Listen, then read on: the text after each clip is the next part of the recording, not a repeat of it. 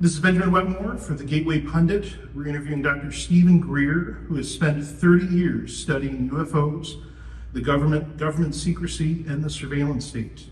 He's a documentarian, an author, a speaker, a researcher, an activist on a wide variety of topics. Thank you, Dr. Greer, for speaking with us and giving us your time today. How would you describe your life's work? Well, it was a big pivot out of emergency medicine. I'm an emergency doctor, and I think it really was something I voluntarily took on about 33 years ago, actually, in 1990. But where it all changed was we had collected in my project enough intelligence and information that it got known in the intelligence community. And in 1993, after Mr. Clinton was elected president, he made inquiries into this subject, and people on his team reached out and informed me that he had been denied access. And I went, this cannot be possible. Subsequently, in December of 1993, I had an extensive meeting where I briefed the director of the CIA, who at the time was R. James Woolsey, who subsequently, interestingly, tried to cover up that meeting, which is so typical of Washington. But nevertheless, we had a sort of a epiphany in 1993 where we realized that this issue was very real, and it's all coming out now through Congress and some hearings, was being managed in an unconstitutional, illegal, unsanctioned way. So at that point, my dad was World War II hand-to-hand combat in the Pacific, amphibious landing unit. My mother's side, they were some of the original prisoner of war with the British, and I went, if we're going to live in a country with a rule of law, and the law is going to mean anything, you cannot have the biggest secret in the history of the United States, and arguably the world, decapitate the executive and the Congress. So that is sort of how I went from a normal life of emergency medicine and a family with 4 kids and all that, and a golden retriever, the usual, to dealing with this issue. And so it's been sort of a labor of love. I've never been paid to do this or any of the work and briefings we do. It's a kind of pro bono, it's a service. But it's disturbing to the extent that I discovered that there was a great deal of disinformation and deliberately being embedded by covert programs into the UFO community and research community. So we also concluded at least 90% of all the information out there is either misinformation, mythology, or disinformation. And this becomes a huge problem for Congress or the White House when you have people coming in and out trying to make any sense of this. And we also discovered that in subsequent presidencies where I've done briefing materials and put together a briefing document for them, is that there will be people who will come in from the counter state or the deep state or whatever you want to call it, this large covert world, and put blatantly false information in front of the president or vice president, who traditionally is head of the Space Council, as you know, to gaslight them, but also to steer them in the direction of dangerous policymaking. So this all became a whole constellation of problems that we realized was an existential threat to our democratic republic, to national security, and to world security, frankly. And so that sort of is how I got involved with what we now call the Disclosure Project. But in the 90s, it was called Project Starlight. It was a code name that some Intel person made up for it. You said, though, to back up for a second, that you had an epiphany about this secret. Yeah. And would it be fair to say that that secret is that UFOs are real and that alien life is here among us? It wasn't, the epiphany was not that the UFOs were actual objects or that the EBINs, as they're called, extraterrestrial biological entities, were real. It was that the government of the United States, everyone says the government's keeping things secret. I discovered there were 2 governments, sort of a shadow government that Senator Inouye talks about, and the government of the constitutional United States. And I tell people, don't take my word for it. Senator Inouye said this in 1980s during the Iran-Contra imbroglio, So I think that that was the epiphany, is that because I started out meeting with people at the very top of the national security system because of people who brought me into that. And so I pivoted a little bit later to meeting with members of Congress, Senate Intelligence Committee members, chairman of the Oversight Committee for the House, and I discovered all of them were not read in or briefed. Read in just means briefed, or they had made inquiries and been denied access also.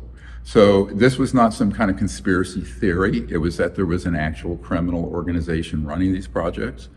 And then I discovered why. And the hardest thing for this is people understanding why would such extreme measures be taken since the 40s. And it has to do with massive sort of geopolitical power. And what are the consequences of disclosing not only that we're not alone in the universe, which I think most people sort of intellectually accept that. I've had conversations at the Vatican and elsewhere, and that's just baked into the cake. But that we have the technologies from reverse engineering extraterrestrial vehicles, as well as other illegally sequestered human inventions that would have stopped world poverty, fixed the environment, given a sort of freedom to every home village with so-called free energy. That's why we just released this documentary 2 months ago called The Lost Century and How to Retrieve It, because at the core of this is about the abuse of massive amounts of geopolitical power, where if you want to look at it this way, the tail's wagging the dog. We're corrupting influences that are very powerful, financial, corporate, and global, corrupt the decisions and the structure of how the United States government works. And interestingly, my main home is out near Thomas Jefferson's Monticello, and he wrote about the dangers of unchecked power of the corporation. And I'm not anti-corporation. I own a couple corporations. I'm very opposed to the corruption. And that's, by the way, the foundation of fascism, where powerful industrialists invading the provenance of government and forcing the government to take decisions that are against the interests of we the people. And so, people throw terms around like fascist, like it was nothing. It has a clear history of how it evolved from the Gilded Industrial Age, but then how it went sort of subterranean after World War II. And we have this whole story unpacked as well. It's a very complex story. But at any rate, Eisenhower was right when he said, beware the military-industrial complex. He was not talking about the mainline military. He was a five-star general, right? Hero of World War II.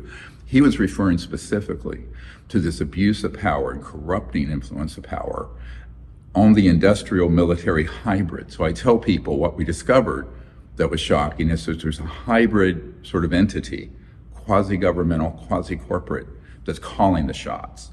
It isn't the president and it isn't the Congress. And this is what we're trying to correct because it's very dangerous, aside from being completely unconstitutional. Now, why is it dangerous? Well, first of all, what I call the lost century and how to reclaim it.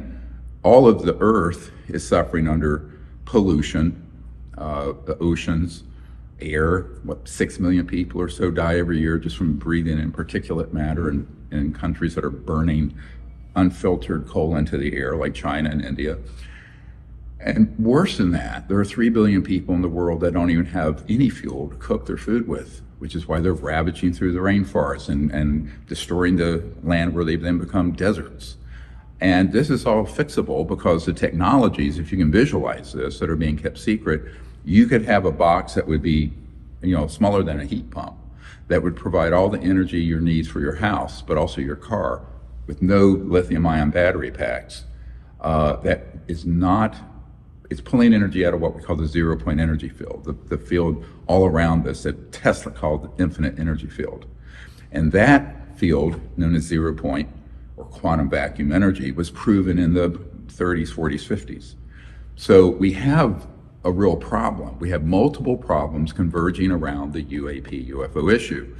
So one of the things I always point out to people, like when I was up at the Senate in a skiff, I pointed out to the investigators for the intelligence community, I said, see this situation right here, the map of the world? erase all the geopolitical lines, because this organization does not respect national boundaries and it does what it wants. It just runs over everybody. But I said, the other thing is, let's throw this image up that the Pentagon verified, the so-called Tic Tac and the UFO that, David Fravor and others, encountered off the coast of Norfolk and California. And I've spoken to David Fravor and other people who've had such encounters, and those don't move with any kind of rockets or jets, right? So when you look at it, you can drop this footage in there during this segment, they can go straight up at thousands of miles an hour, make right-hand turns. They're not moving in an aerodynamic form. Moreover, the infrared sensors show there's no heat source. So even if you were to say, well, it has a small nuclear power pack on it, those things are very hot. Nuclear fission, it's very hot. So how are they moving? Well, we know that, and it has to do with electromagnetic field propulsion. So those were the sort of discoveries that started by Tesla and others. They all got kept secret. They were augmented and sort of bolstered in the 40s and 50s, where we retrieved extraterrestrial vehicles and began to study them and so-called reverse engineer them. And it resulted in massive breakthroughs in technology that would be the biggest uplift in human history. But the hundreds of trillions of dollars tied up in the conventional petrodollar system, oil, gas, coal, nuclear, utilities, those would all go the way of the royal typewriters or horse and buggies. So this gets into a big issue around power, money. So I always tell people it's so much less about extraterrestrials, or what people call aliens. I don't use that term because people think you're talking about someone from Guatemala. But it's really about this problem. And how are we going to fix these huge problems that I won't be around, but my 4 daughters and 12 grandchildren are going to look at, right? So I think we're facing an existential crisis, and that this secrecy has become just really dangerous to the human future. So that's what we're trying to fix. And I'm glad you bring that point up, because it's definitely an important distinction in your great documentary, The Lost Century, that these aren't all alien technologies that are being withheld. No. Some of these are developed by, as you say, from Tesla, and I'll make sure to put it in the video, but the document that you have, I think it was from the 70s, where they were demanding the FBI's possession of all of Tesla's research. Yes, because that acknowledges that Tesla's, something like 20 trunks of papers the day he died were seized by the FBI. And where are those, right?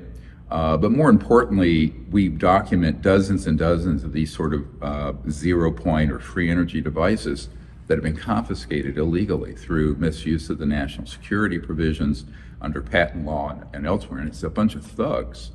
So, we're sitting here using late 1800s technology for almost all of our energy needs, your car, most power, et cetera, a little bit of solar and wind, but that's not going to get us there. And of course, nuclear power has its own problem with the byproduct of the radioactive materials. These systems create no pollution, no radioactivity, would cost nothing. And actually, I always tell people, people like Peter Thiel and others that are libertarian, I said, this is a libertarian's dream, because it would liberate literally every single village in the world, every home, every car. And I don't care if you're, Joe Sixpack with a F-150. Well, I had an F-150.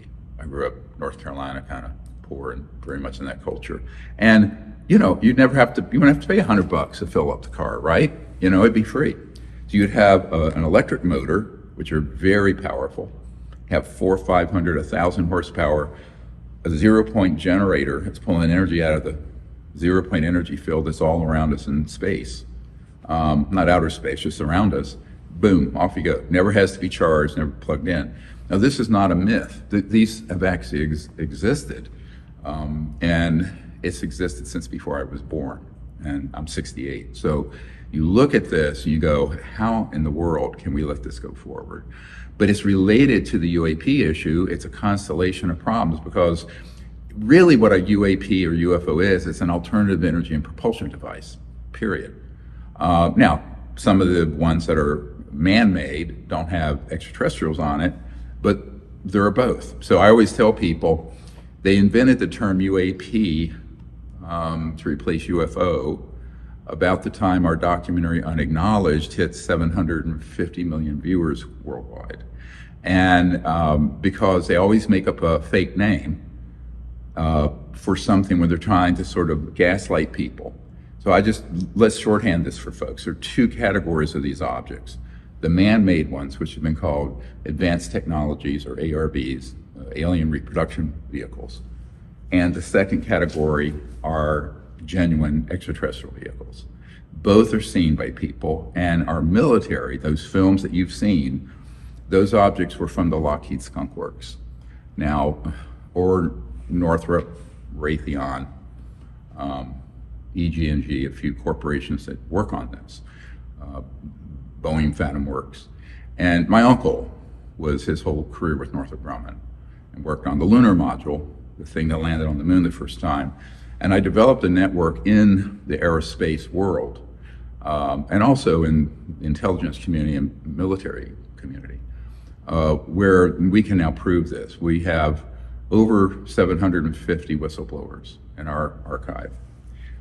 We're trying to get to Congress to get subpoena power through a select committee in the House, and I've been having conversations with House members about this so that they can be subpoenaed and put under oath, and this can come out in a proper fashion. That doesn't exist right now. We're trying to do it this fall, where that gets stood up. But the reason that needs to happen is that we need people with deep knowledge testifying, and who aren't secondhand. Like recently, Mr. Grush came forward. I had met with him when he was investigating this, provided his superiors a lot of archived material intelligence, but he never got in the facilities, say Area 51 or Wright-Patterson or Edwards or Dugway or Eglin, to see the materials. Many of the— What do you think's there? Oh, I know what's there. So let me be very blunt. And this is going to be coming out soon. We're trying to create a public version of this, but we're sort of not funded properly. It's a volunteer effort. But we have about 8 terabytes of data. And this includes thousands of pages of government documents, the testimonies and information from hundreds of whistleblowers in the Disclosure Project. Intelligence Archive is what we're calling it, the DPIA. And we have the locations of 147 sites. Few are overseas, but most of them are in CONUS, continental United States. And this I have handed over to people at the Senate Intelligence Committee and the Aero Office at the Pentagon, the White House, and the Oversight Committee of the House. Now, it's a huge thing to unpack. It's not in a good searchable database yet, so we're still working on that as of this discussion today. However, everything's in there. I mean, it'd be the Wikipedia on this subject, but from hundreds of inside sources. And when I say people, I'm talking about people who actually handled and retrieved these objects, or were at bases where they were stored, or people who worked on the teams that shot these objects down with directional energy weapons. You're not being very specific. When you say objects, you mean extraterrestrial vehicles? Yes, yep. So that's, unfortunately in our archive, we have 122 cases where extraterrestrial vehicles have been downed. I have people on my team who are recently, and I'll be going there probably next month, to a black site where 2 or 3 ET craft are knocked down every year. Now, this is another whole discussion of how dangerous and stupid that is. I mean, you're talking, these civilizations have technologies that are thousands, if not hundreds of thousands of years more advanced than us. If they were hostile, which they are not, we would be done. It'd be over. I mean, it'd be point, set, match, done. They're very patient, these extraterrestrial peoples, because they're waiting for us to become halfway civilized.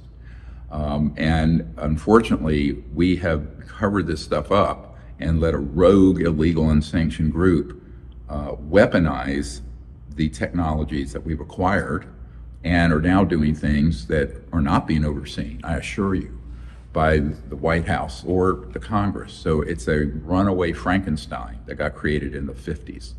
And so I'll give you the date when this whole thing went sideways.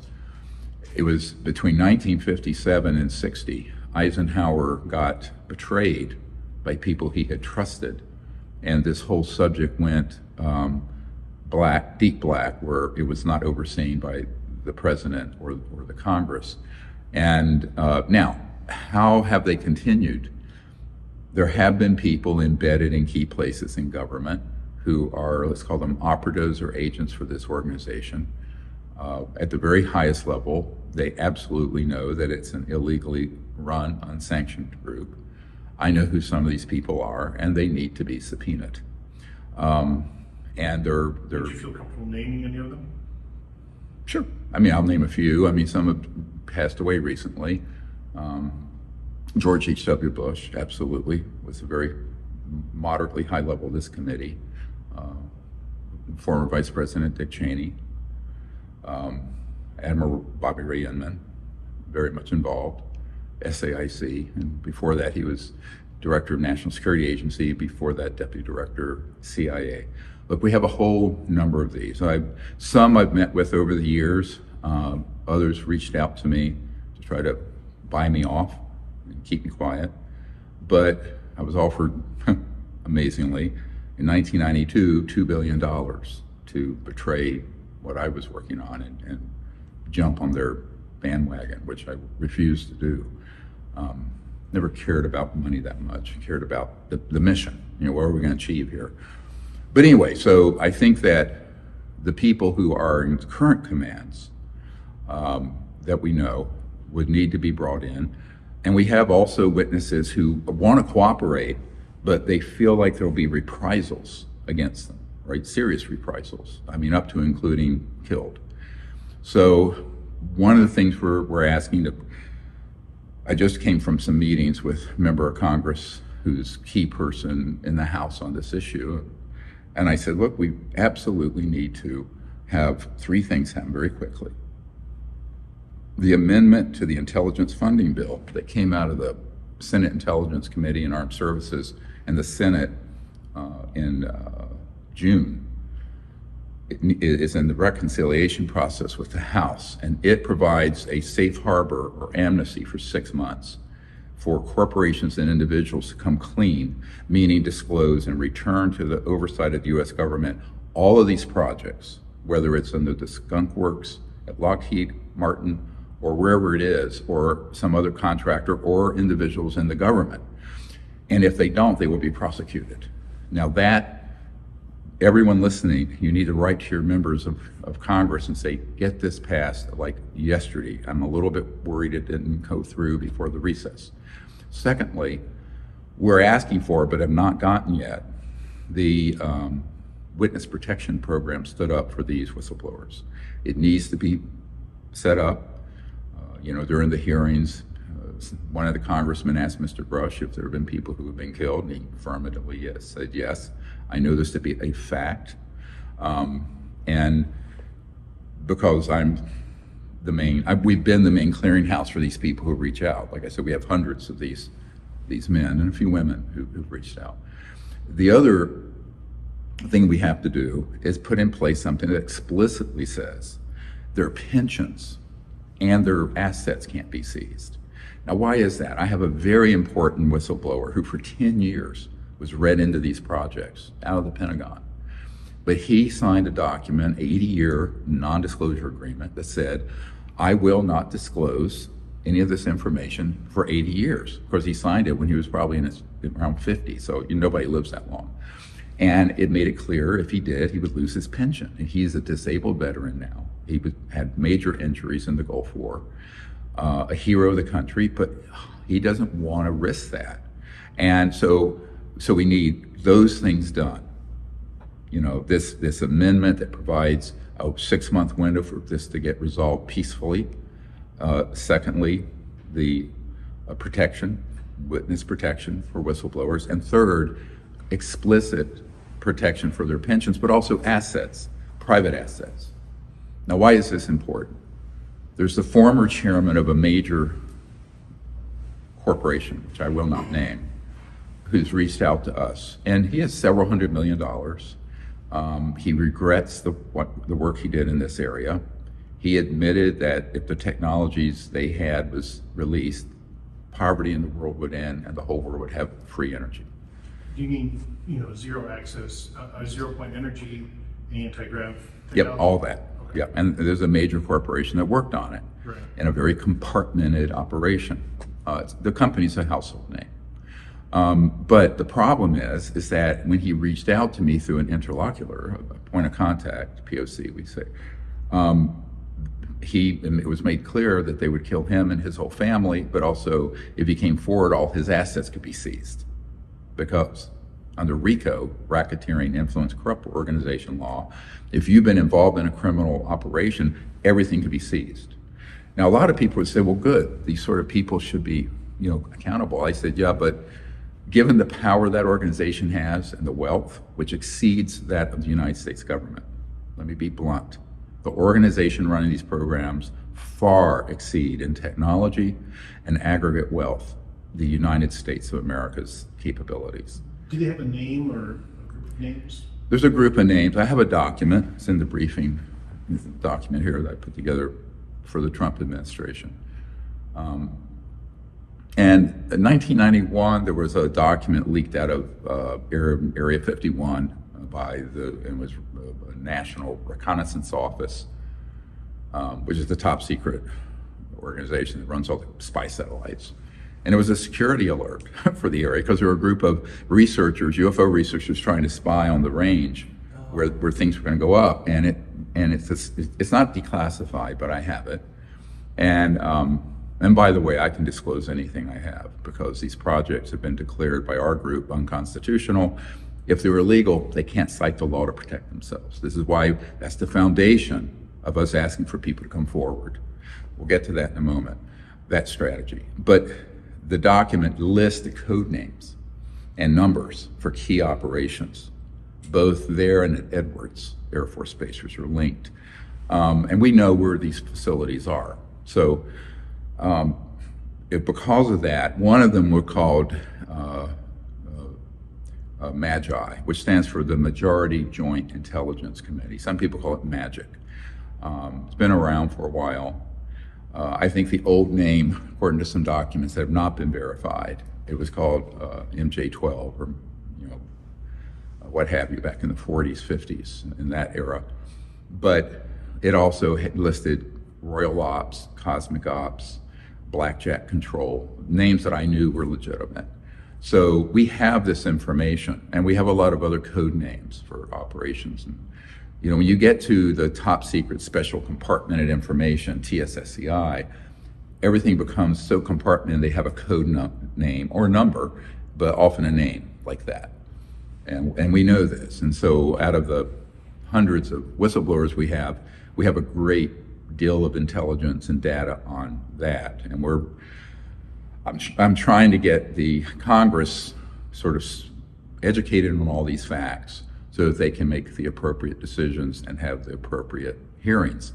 Right now, they've not had a suitable hearing. So the only way they're going to do that is to have a deep brief on this. And again, we've spent 33 years collecting this intelligence.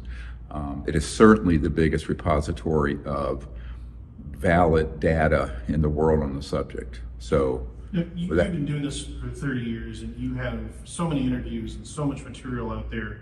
For the benefit of the people who are new to this, you have mentioned a few things that, just for the layman, being read into a program and the levels above top secret, that there's levels of classification in the U.S. government that are above top secret that are specific to a project. Is that accurate?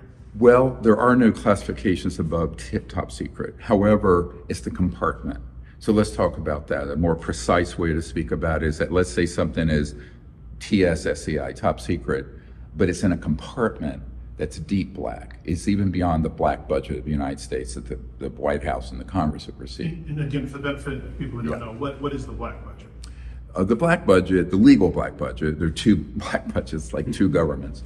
The legal black budget is, let's say there's a special operation being done by special forces or some other program, and only a few people know about it. So it's done through a funding mechanism that the White House and certain key members, not all members of Congress, would be read into or briefed on.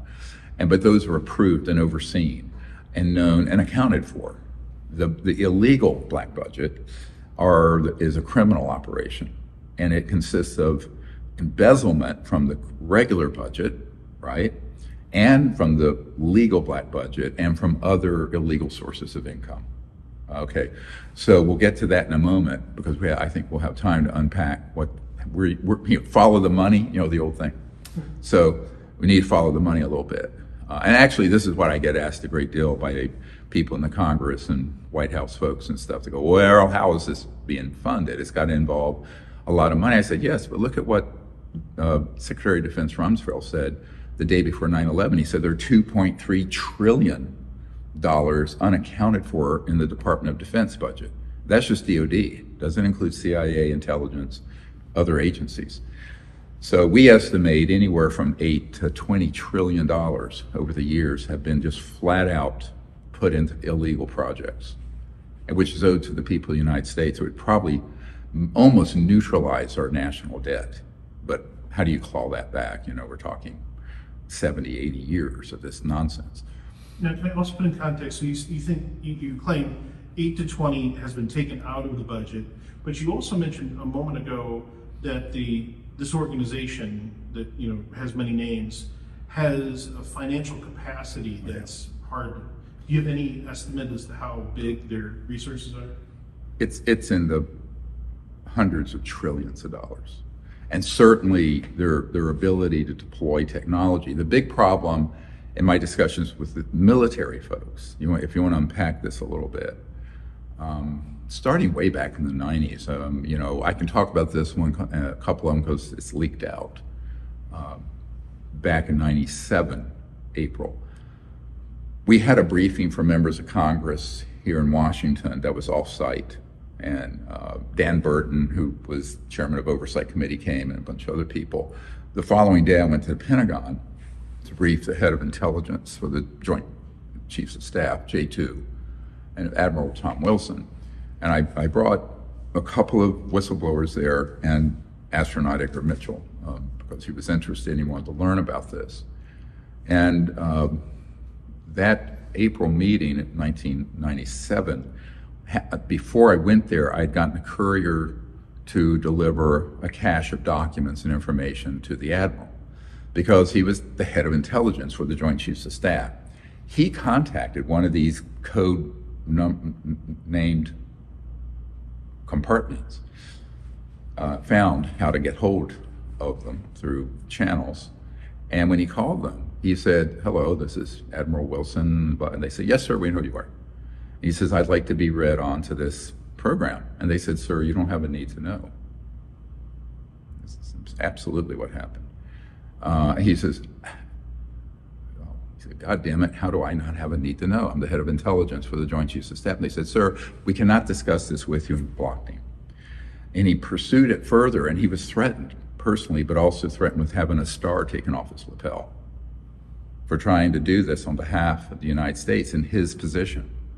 So this is a very dangerous thing going on. So I think that the same thing happened to General Patrick Hughes, who is the director of the Defense Intelligence Agency, which for the public would be like the CIA, but it's the intelligence directorate for all military intelligence for the Pentagon. And he was a 3-star general. And he similarly got a courier package before the briefing, inquired about the issue, and was basically told nothing and blocked. And he was furious. So it's very frightening but enraging to some of these senior people in the U.S. government. They go, well, what are we going to do, right? And in both cases, they asked me, well, for us to pursue this further, we need authorization from the SecDef, the Secretary of Defense, and the President. I said, no, they're not going to give it because they've already been threatened and waved off. So we got stuck. And now that these laws have been passed by the Congress, demanding the Director of National Intelligence and other agencies report on this, there's a vehicle that's opened up, that's been created for bringing this out. And it's taken a long time to get there. Because as you know, in December of 2022, and during the end of that Congress, the National Defense Authorization Act, which funds the Pentagon, was passed. It had a provision for whistleblowers to go and give their information. And we've been working very hard to bring people in to the SCIF, a secure compartmented information facility where top secret information is exchanged, for that program. Unfortunately, that's going into the Aero office, the director of which has not been forthcoming in reporting accurately back to Congress everything that's been shared there. So that system is a little bit of the fox guarding the hen house. So there needs to be an independent, open investigation under subpoena and under oath. Is the way to make this go forward. Because if it goes into a SCIF in a top secret setting, it's very likely to remain there. This is the problem. And that isn't a resolution, that's a continuation in many ways of the same old, same old. Now, this intermediate step that's happening now is useful just because enough of that information is getting back to members of Congress where they know there's smoke, where there's smoke, there's fire. They know this is now a legitimate issue and problem. So it's taken some while to get there. Of course, things move very slowly here in Washington, but now it needs to pick up the pace. Now that they've reached this assessment that they're real, that the UFOs are real, that they're being managed illegally, and they're approved this amnesty safe harbor out of the Senate. Let's hope the House doesn't delay that more than a few weeks when we go back after Labor Day. But there's a pathway now to move forward, and luckily I know that a couple of the members of Congress that I've spoken with, Mr. Congressman Burchett of Tennessee and also Moskowitz of Florida. One's a Democrat, Moskowitz a Democrat, Congressman Burchett's Republican. It's wonderful they're being nonpartisan about this. It needs to be nonpartisan. They can be partisan on other issues. This issue needs to be across the board nonpartisan. And they've specifically requested a select committee be formed, and so has Congresswoman Luna, to have subpoena power. Now, it's interesting because when I first spoke about this with some members of the House, they went, no, we don't do subpoenas. I said, you have to. I can tell you the men that I need to bring forward on this, they need to be subpoenaed, and they need to be protected, and they need to have protection, as I mentioned, both with their pensions, their assets, and their personal lives. Because,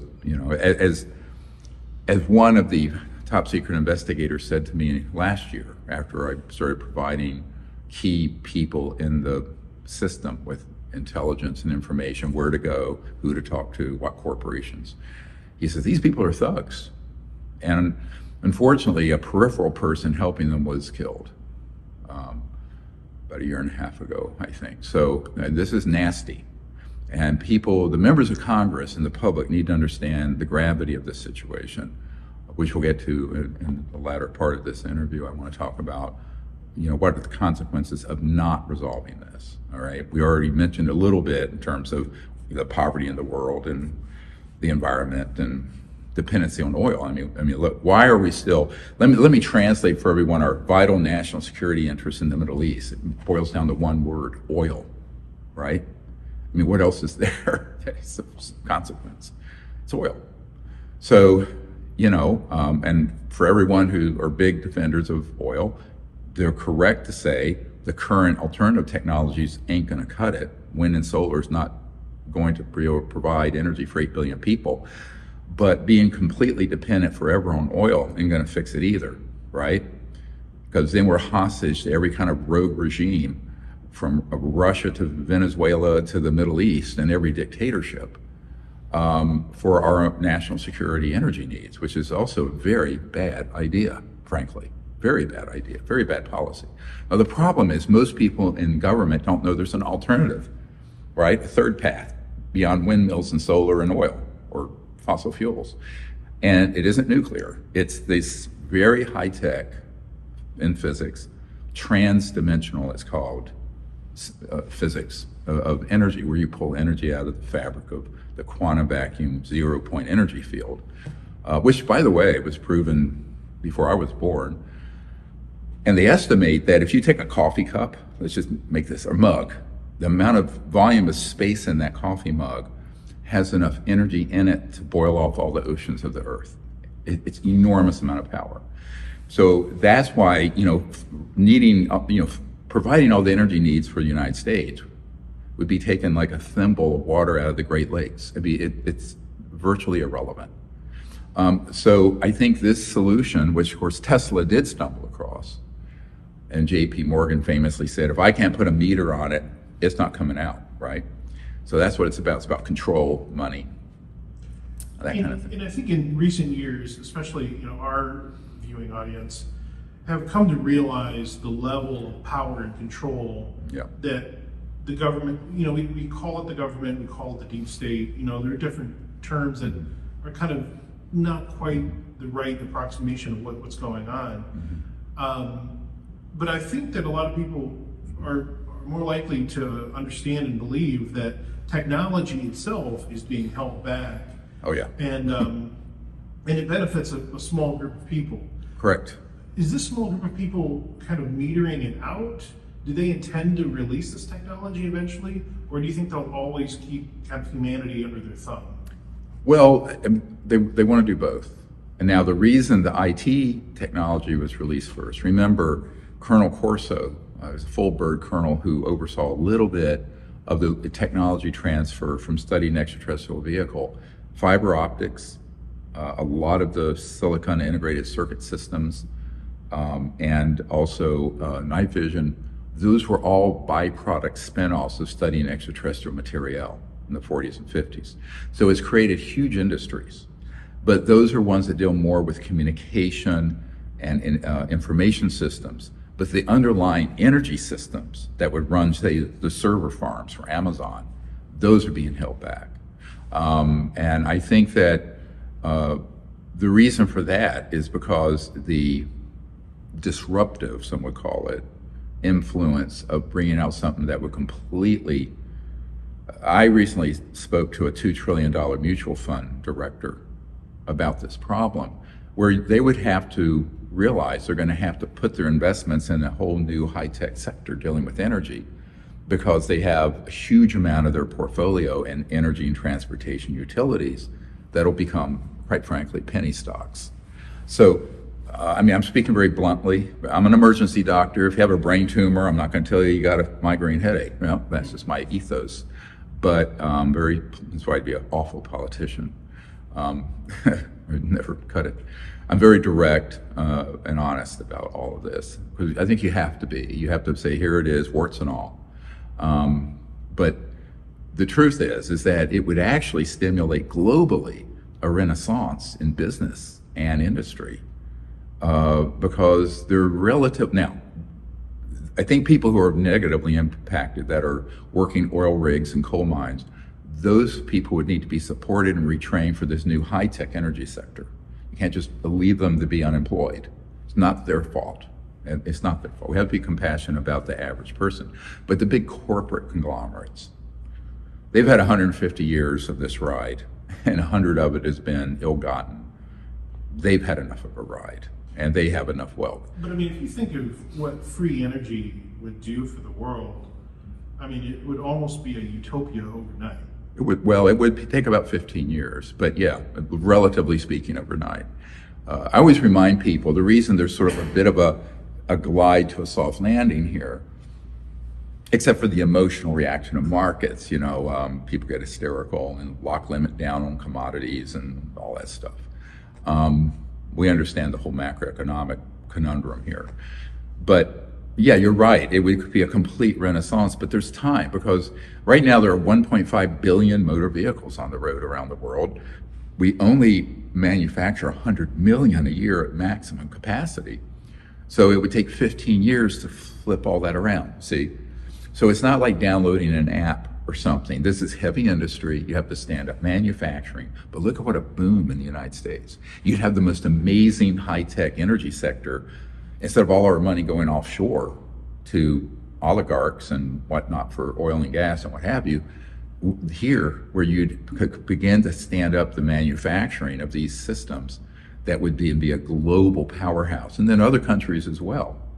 And then once developing countries had a means of supplying energy for all their villages and towns and what have you, the 3 billion people who currently on Earth don't even have energy means to cook their food, literally 3 billion, there would be such a huge economic renaissance. It's the tide that would lift all ships, except these very corrupt oligarchs globally that are sitting on top of the pyramid, right? That's the problem.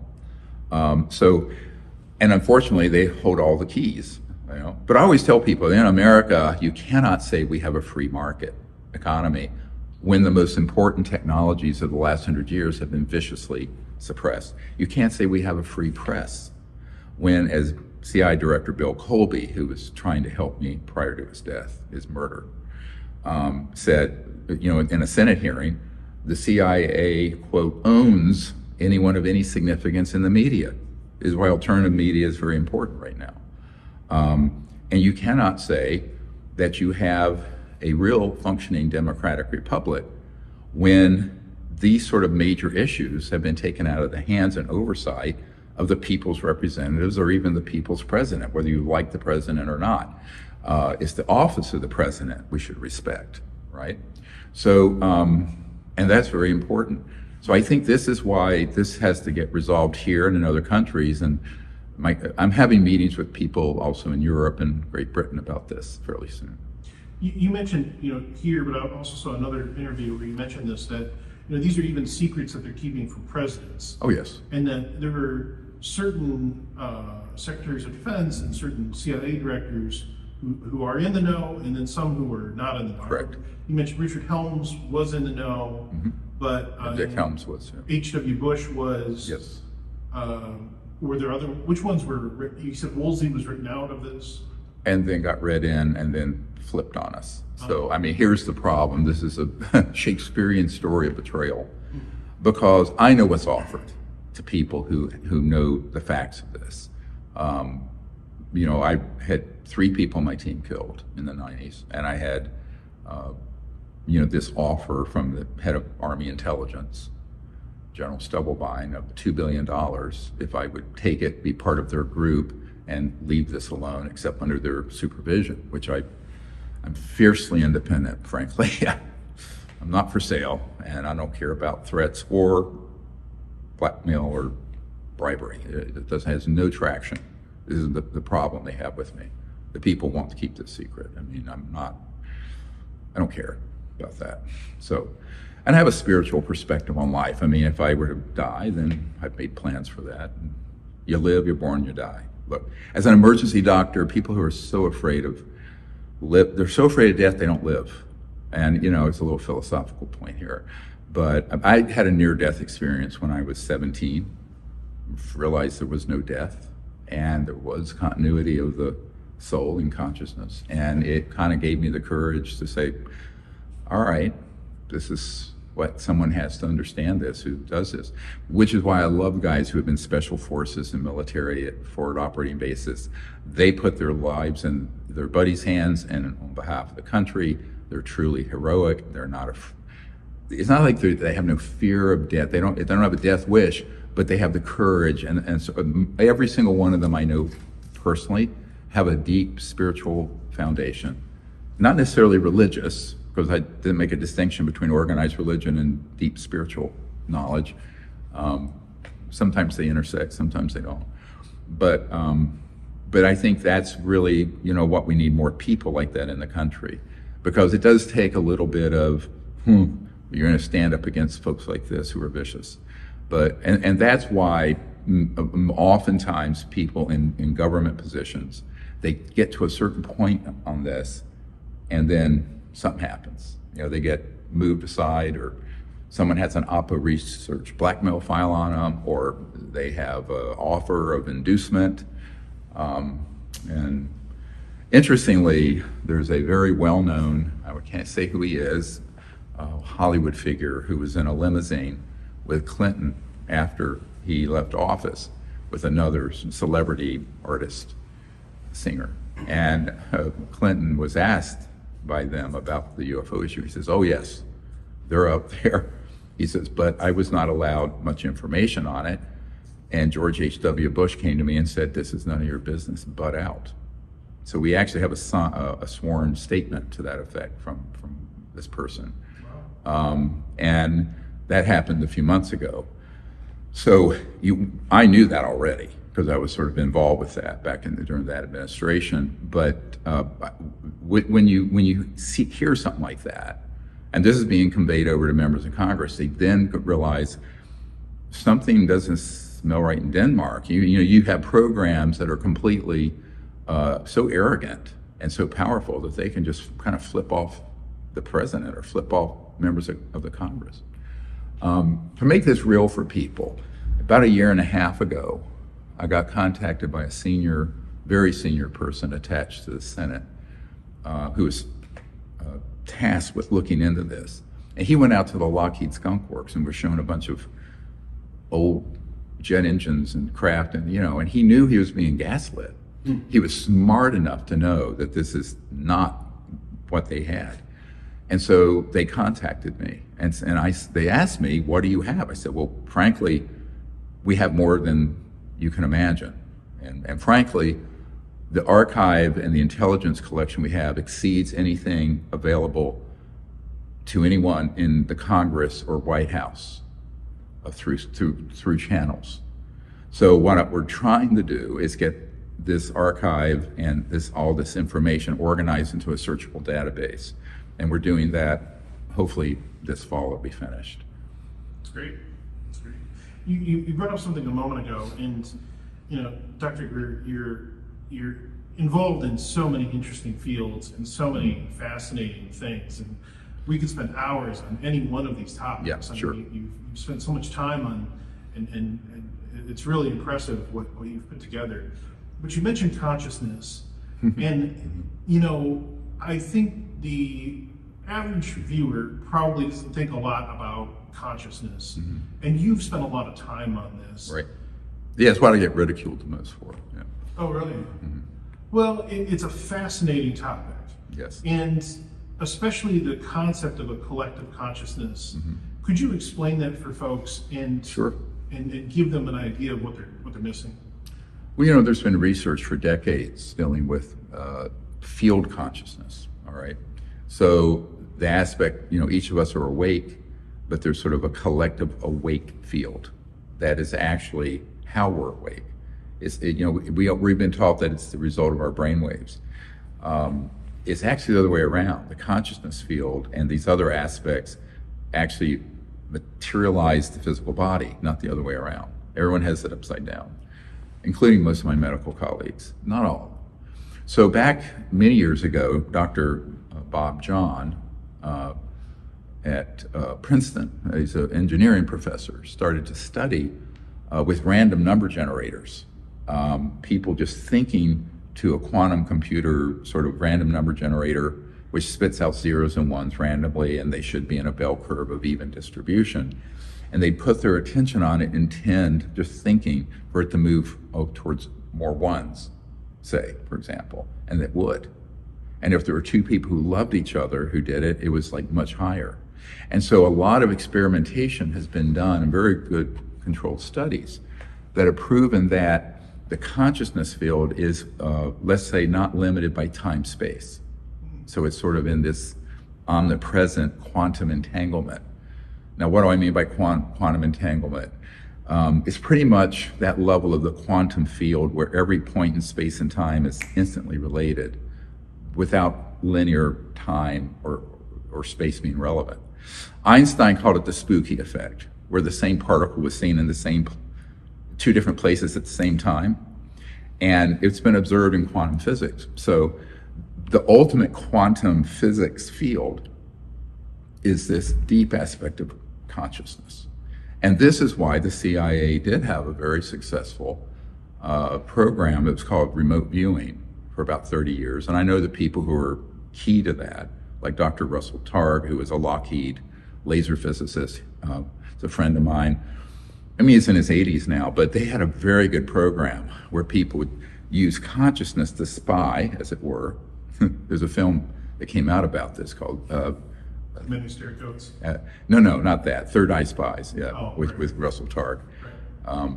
And what they found was that that can be done very accurately. And of course, Soviet Union had a team doing it. And of course, counterintelligence found out they did. So we had this team in the Cold War, I think it was beginning in the 70s, doing this. And they found that it was very valid. And now that there's been research done in quantum physics and field consciousness with things like Dr. John's random number generators at Princeton, it's pretty well been established that this is a fact. Now, why is that relevant to the UFO issue? I remember when I was briefing the CI director, he brought his wife. So the cover story for that meeting was a dinner party at our host, who was head of a defense think tank here and in Arlington. And the CI director and his wife and my wife and myself. And his wife, Sue Woolsey, was chief operating officer, I believe, of the National Academy of Sciences. She asked the question, Dr. Greer, how are they communicating these ET civilizations across the vastness of space? Because she knew what I'm about to say now, is that let's just say you're from 1% of the distance of our own small Milky Way galaxy. It's 1,000 light years, which is about 100,000 light years across. So let's say you're from a star system 1,000 light years from here, which is in our nearby neighborhood in space. At the speed of our phones, cell phones, or TV or fiber optic, at the speed of light, it would take 1,000 years to say, hey, how you doing? And another 1,000 years to answer back, I'm doing fine today, how are you? So it's a time since the birth of Christ to have that conversation, boom, boom. So I said, they are using systems that are trans-dimensional, quantum entangled, but where they're interfacing directly with quanta of thought. So you think to it, it happens. And I thought she would laugh me out of the room. She says, I thought it had to be something like that. So this is a well-known secret in certain higher levels of the intelligence community, both on the ET research side and also on other projects. So, and it sounds like, the problem with this whole subject is that you can quickly cross over into the tinfoil hat nonsense. Sure. But there's a valid science, and it also validates sort of deep spiritual experiences people have. Sure. I met my wife in a lucid dream 5 nights in a row before I saw her physically. I mean, I often talk about it, but she brought this up. And so I know that this is a valid way. And if you look at the intelligence community studied the Aboriginals in Australia that have dream time, where they go into these lucid dream states and communicate, and with no other electronics, and take meetings and know where to go. And it's a very interesting aspect of the human spirit and capabilities that's innate to being conscious. So now let's go back again. These civilizations are conscious, intelligent beings. I mean, they look different. Some look very different. Doesn't matter what they look like externally. I mean, we have to be careful that we don't extrapolate our own hyper-racism that's being ballyhooed now into speciesism on other planets. Big problem with that with humans. It's our monkey tribal nature. But tribalism on steroids. But I think that if you look at this, it makes sense that they would have technologies that have this interface. So in a 1991 paper, I described this as technology-assisted consciousness, where there are technological systems that assist this field consciousness. But there are also consciousness-assisted technologies where the consciousness assists the machine and directs it. So it flows both ways. I think, Elon Musk has a company called Neuralink where they're trying to do this, but they're doing it, unfortunately, without, I think, a correct operating paradigm, dealing with what non-locality and field consciousness is, which is where the action is. Now, covert programs dealing with this issue, when they began to study extraterrestrial devices, they also found their communication devices, right? Got it? So they have this. They understand this very well, which is why when I go into a meeting with top secret folks, and they want to use encryption, and they want to use a SCIF that's, a SCIF, a secure communication information facility. You put your phones in a cubby hole and you go in. I said, that's not going to do you any good. This organization that you're worried about penetrates space with very advanced technologies where it just makes a laughing stock of any encryption. So it's valid for other countries and for other conventional, but when you're dealing with this organization, remember, they've had 75, 80 years to study extremely advanced technologies, and they have not shared those with the mainstream CIA, NSA, White House, Senate. Again, this is sort of like this shadowy parallel system that got out of control in the late 50s, and no one's ever got it back on a leash, right? This has got to get back under control. It's an existential threat to our country. A consciousness communication system, as you're describing, has the organization been able to weaponize it? And if so, have they used it against the public? Yeah, often people ask, has this information been turned into a weapon type system? And absolutely it has. There are all kinds of directional energy weapons that can affect consciousness and behavior and what have you. Those have been weaponized. It's probably the darker end of this issue.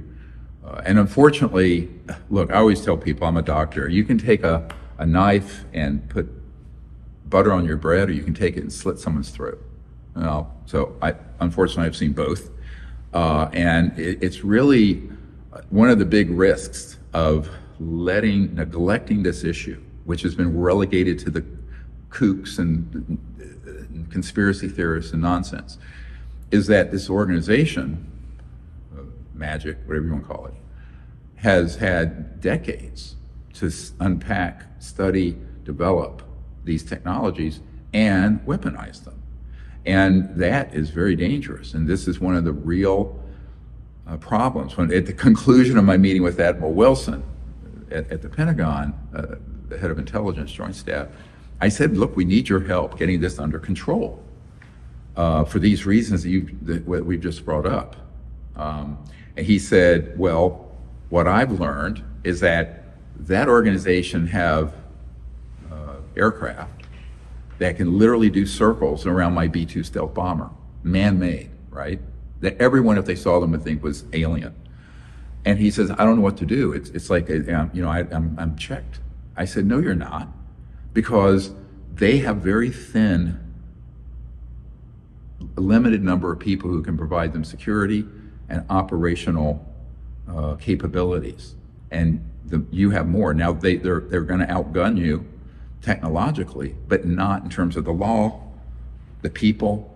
And I will say one other thing, and I'm going to directly address everyone currently in these projects. 99% of everyone I've dealt with who have been in those projects do not know that at the top level, it's an illegal, unconstitutional project. Almost all the people working as the worker bees and research scientists, they don't know what I'm sharing right here now, and that organization is a criminal, illegal program. If they did, they would defect. So we're asking for more people to come forward and contact me directly. We will keep your information confidential, but we need help with more people doing that. The other thing I want to say very pointedly, I have to be very careful with how I word this.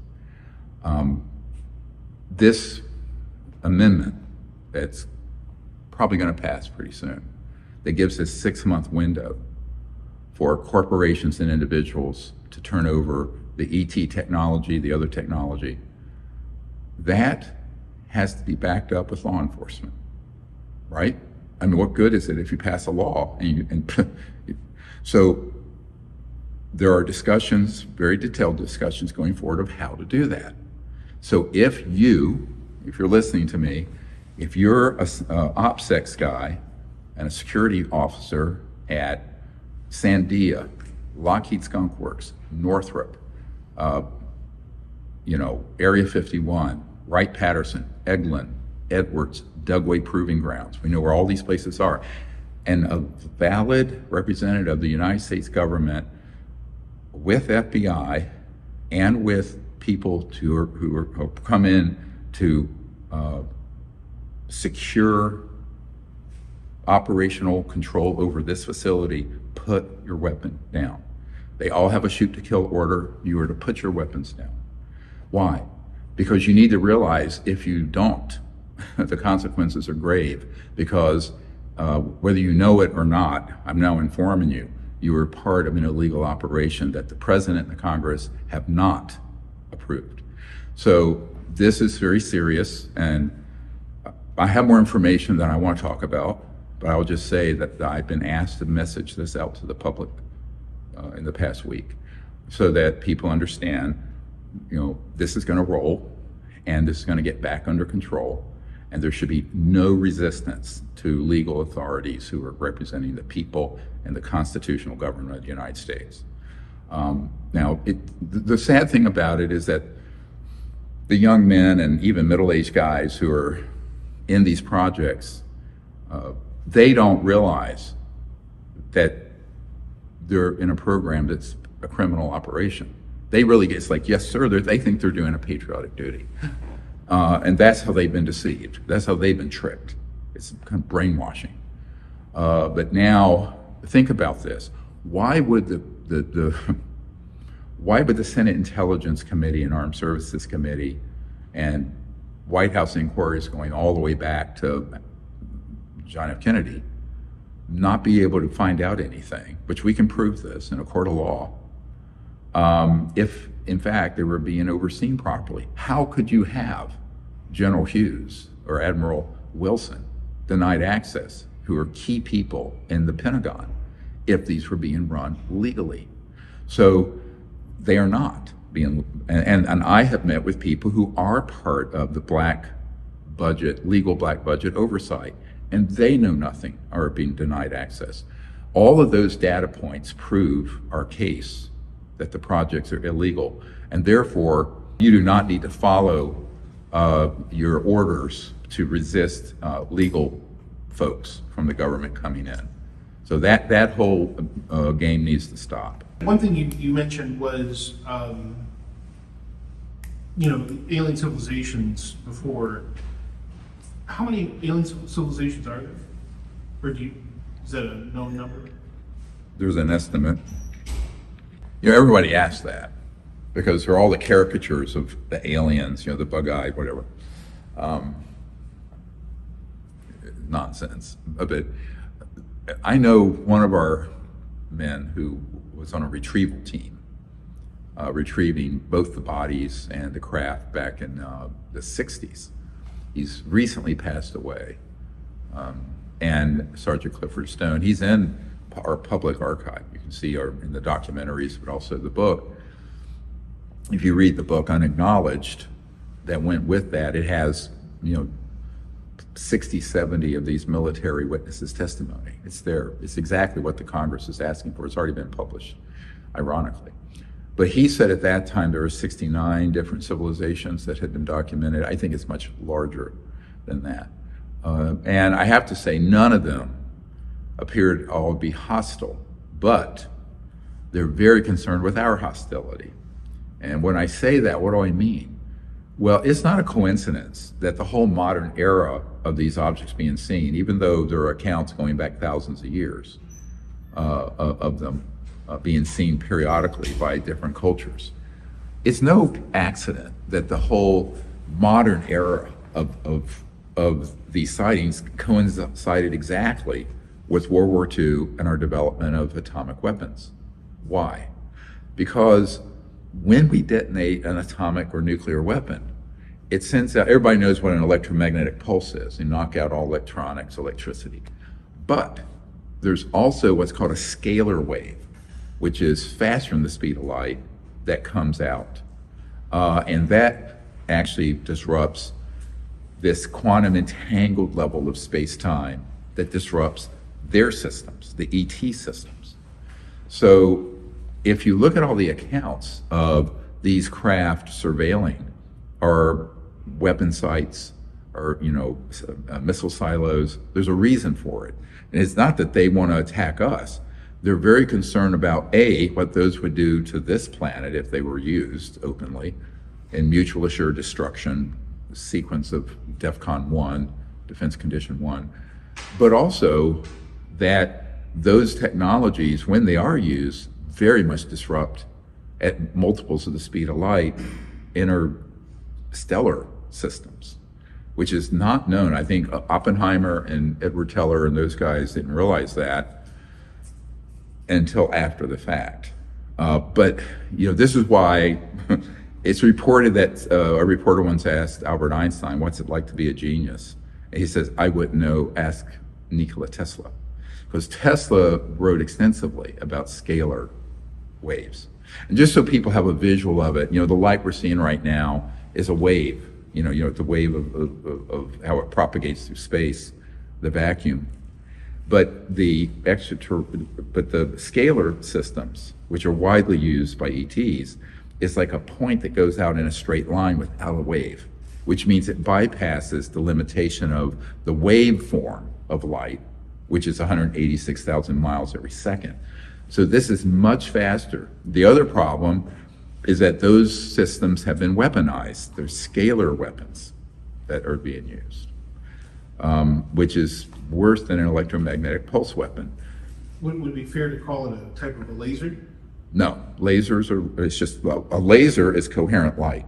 Okay. So a laser is when you take, say, a certain wavelength of light, like green light, that's why they're green or red, and you make it coherent. And it can do all kinds of things. It can burn things, but it's still traveling at the speed of light, right? A laser is not traveling at multiples of the speed of light the way a scalar system would. But again, studying this and then weaponizing it is a danger, because its covert programs have those systems, but the main U.S. government does not. So again, an unchecked, powerful entity like this is a threat to the national security of the United States and other countries. So I think this is why there has to be a law enforcement component to what the Congress is entertaining. And I've been taking some meetings encouraging them to support that. But I think they're just now sort of getting their minds around, A, what these objects are, that there are man-made ones and ET ones, and that there's an organization that is recalcitrant and refuses to cooperate. This is why, at the hearing that happened last month, they had several members of Congress went down to Eglin. Now, interestingly, I have two people who've been in the relevant skiff and compartmented area at Eglin, but they didn't go to the correct place, and they tried to go through the front door. Now, what do I mean by the front door? They sort of made an appointment to go.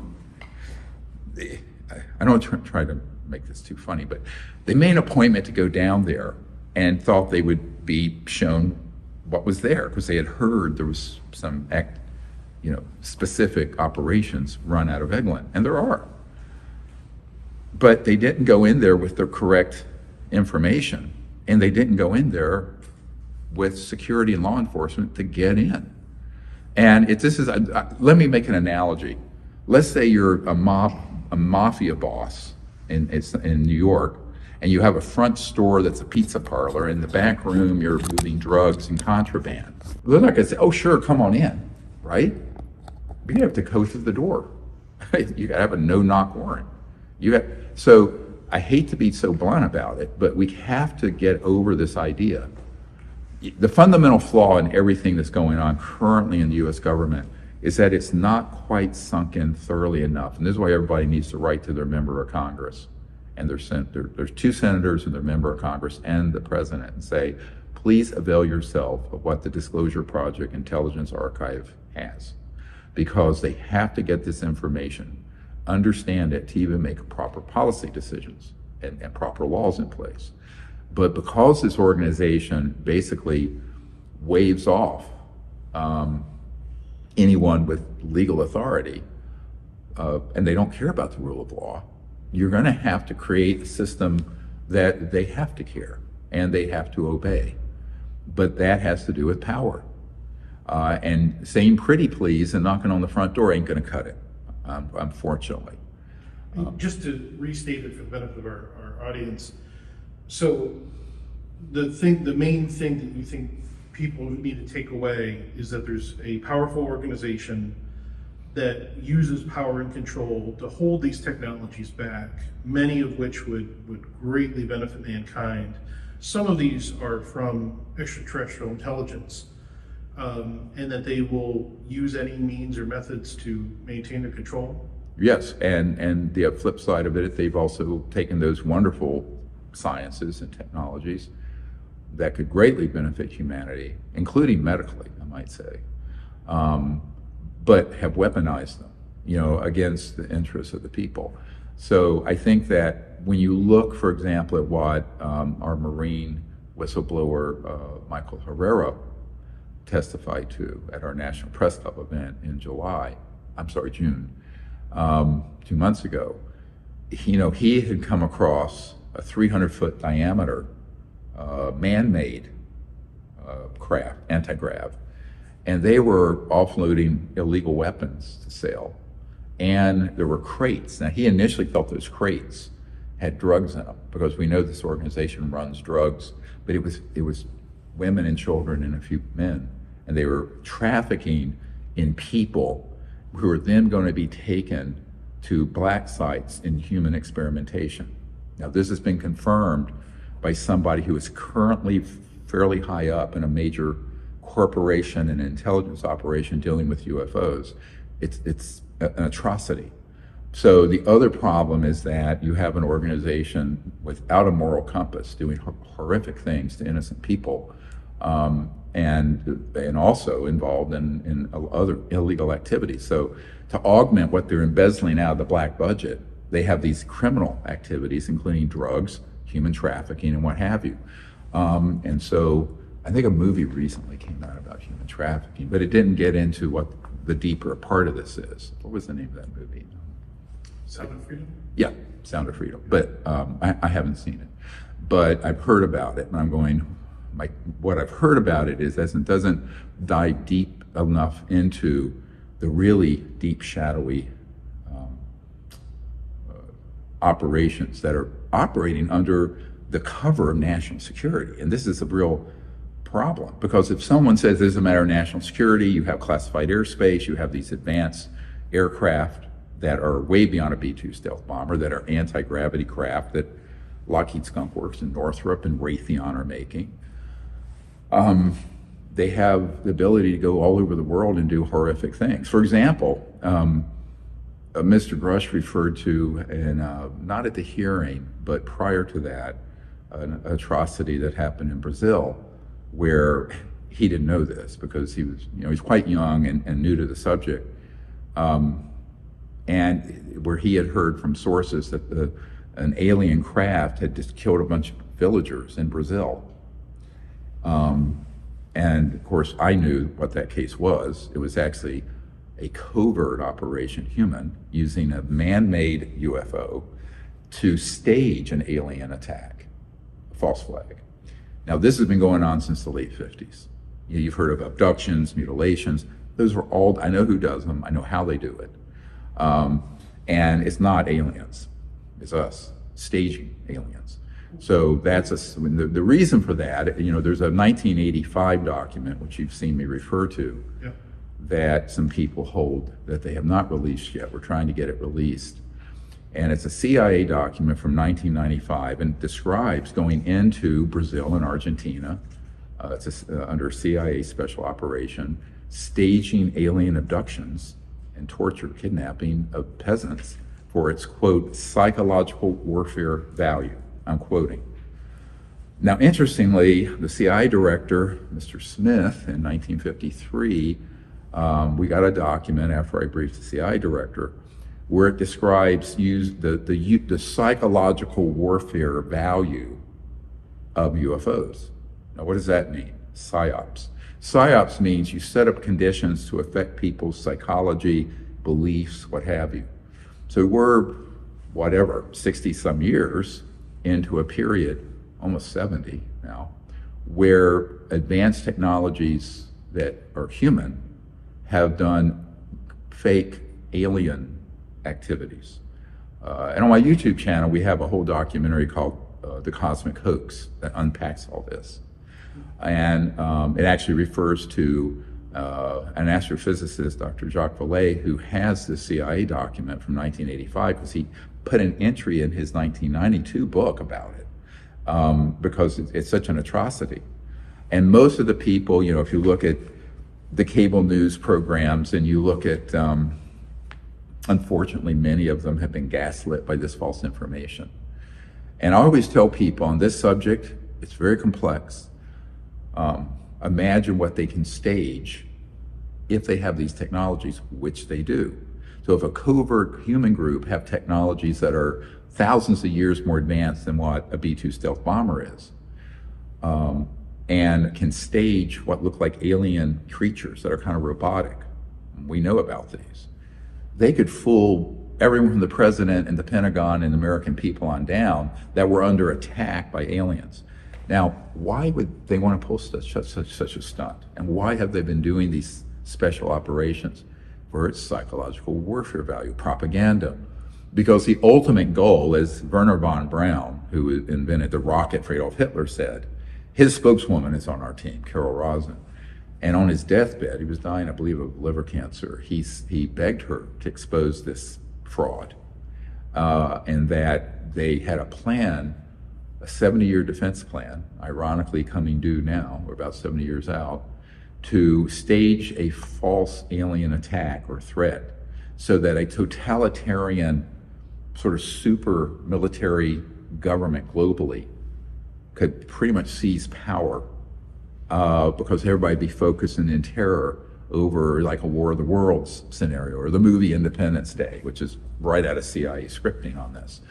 And that is something which can only happen if the American public and the world's leaders are deceived. Right now, they're still deceived.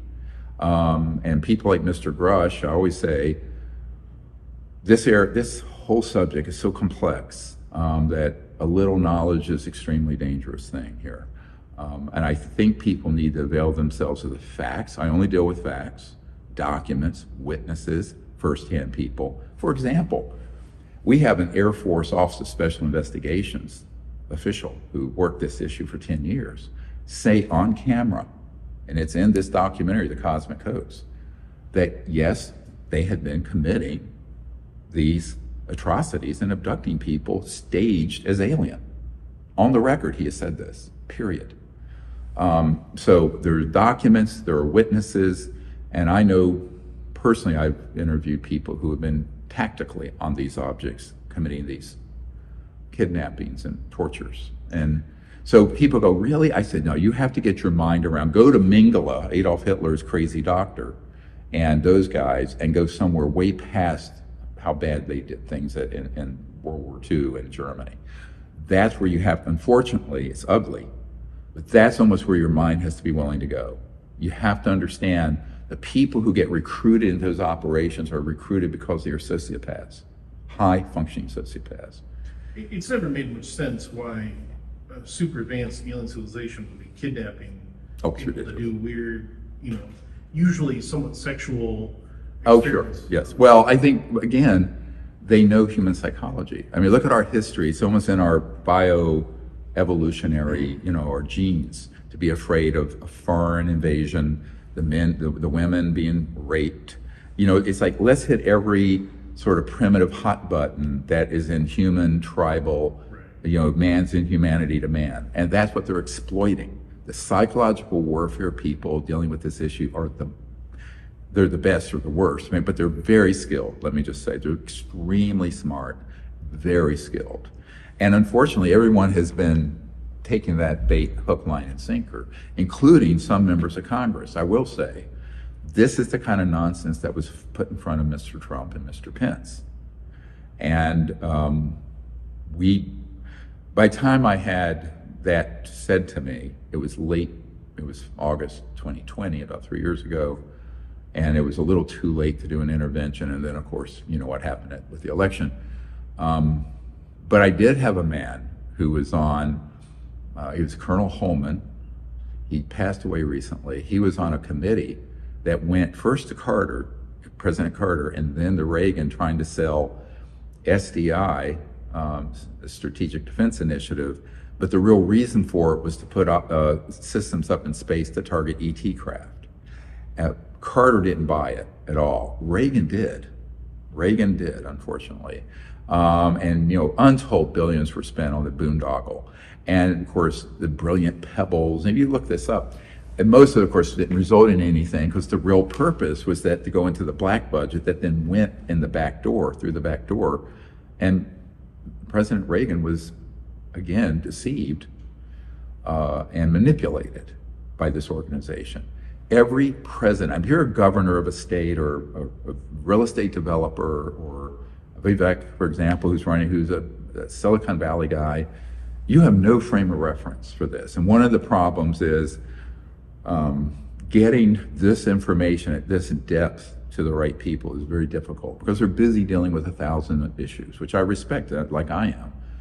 But I think that given that this is all going to come to a head in the next 6 to 12 months, people need to write their representatives and say, please avail yourself of the full intelligence briefing that we have. They're not going to get it from the CIA or the Pentagon. The people, I call it the white hats, the people who are in the legal government CIA, great guys, actually. Same thing with the Pentagon. But they're victims of this covert illegal program, the illegal secret government operations, shadow government. So I think we have to say now, we have to step up the learning curve very steeply, in my opinion, if this is going to get resolved properly. Because the worst outcome of this being disclosed, and it's better it be kept secret, let me be blunt. This subject should not see the light of day if it gets pivoted towards us becoming part of some totalitarian global effort to engage in a interplanetary conflict, which was the 70-year plan. And right now, the center of gravity is going in that direction. Very dangerous, extremely dangerous. And I actually wrote about this in 1999. You can get on my website and see it. I wrote a paper called When Disclosure Serves Secrecy. In other words, when this issue is disclosed in a way where the narrative pivots to this false narrative and manipulates the entire U.S. government and the people of the world into this brainwashing. And the goal of the organization is to demonize through these false flag attacks and through these, and even through these movies, to make us feel as though these aliens are hostile. Yes. And so we fight them and we band together to allow a one world government to take control. Yep, exactly. Now, do we need international cooperation? And yes, I'm not, one of these people who thinks that you can live on an island in America. I'm reasonable about it. But you do not want, let's say, be careful here. Some of the actions taken during COVID, I think, were a beta test of how much could they get away with and maneuver through policies that had no scientific foundation, such as the lockdowns and shutdowns. Even the World Health Organization has said that was ineffective, and every doctor I know knew that, by the way. Not a single credible doctor, and I have a lot of medical doctor friends. But you don't want that to happen on a global scale because they play this card, the alien threat card, and that is what Wernher von Braun on his deathbed said they were planning to do, and that was in '74. So now we're almost 50 years out, right? So this is something where there has to be a much more nuanced understanding of what's being kept secret, why. And I think the why is always the hardest part. So there's the technological part of it, but there's also the global control part of it. How to get not just an allies on one page, but the whole world on a page, where they unite the world. This is why when Reagan was at the UN, where he said, wouldn't our job of creating world unity be easier if we had a common alien threat, right? That's because he had been gaslit by these people who came in, and Colonel Holman told me, point blank, they presented that false narrative to President Reagan, and he bought it. So this is information I'm giving everyone based on direct meetings involved with the central players. So, if you don't mind, could we go through recent presidents? Because Carter ran for office saying that he wanted to disclose. He did, and then really never did. Were these presidents in on it? In Reagan's case, it sounds like you think that he was duped. George W. Bush obviously was in on it. I've just done a briefing module for some military folks on the history going back to Roosevelt. We don't have time for that. But in modern times, yes, absolutely. Carter had it in his platform. Why? He had a sighting of one of these UFOs when he was governor, and I have that sighting report signed by the governor of Georgia, Jimmy Carter. But when he was trying to get read in onto this issue during the transition, he was flat out told, you have no need for this, and we won't tell you anything. And George H.W. Bush flat out told him, no, you don't need to know. Just what happened to Clinton. You know, but then after him, of course, Reagan was only told a little bit to manipulate him into this.